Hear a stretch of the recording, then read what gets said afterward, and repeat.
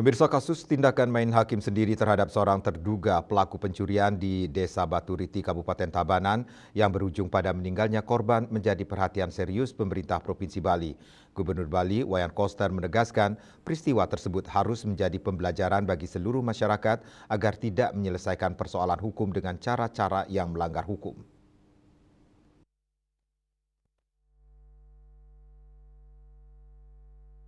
Menurut Gubernur Bali, Wayan Koster, setiap dugaan tindak pidana harus diserahkan kepada aparat penegak hukum untuk diproses sesuai ketentuan yang berlaku. Gubernur Koster mengimbau masyarakat untuk tidak mengambil tindakan sendiri ketika menghadapi persoalan hukum.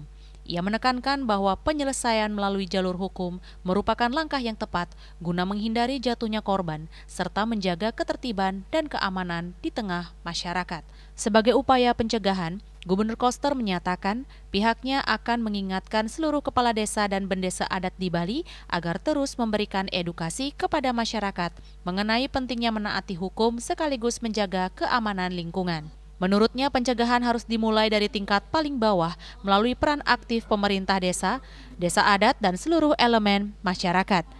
Gubernur Koster juga menegaskan bahwa keamanan bukan semata-mata menjadi tanggung jawab aparat kepolisian, melainkan merupakan tanggung jawab bersama.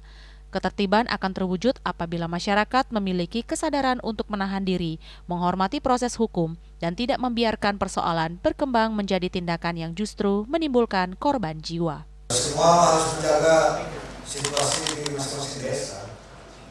Kalau perlu terlalu reaktif menurut saya. Walaupun melakukan tindakan pencurian ya, tapi tentu saja manusia itu harus dijaga juga. Kalau sampai melakukan tindakan seperti itu. Nah ini saya akan berbicara dengan kepala desa dan masyarakatnya untuk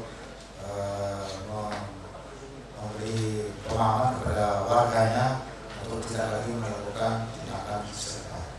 Pemerintah Provinsi Bali berharap peristiwa di Desa Baturiti menjadi momentum untuk memperkuat kesadaran hukum masyarakat, sehingga setiap persoalan dapat diselesaikan melalui mekanisme yang berlaku tanpa mengedepankan aksi main hakim sendiri.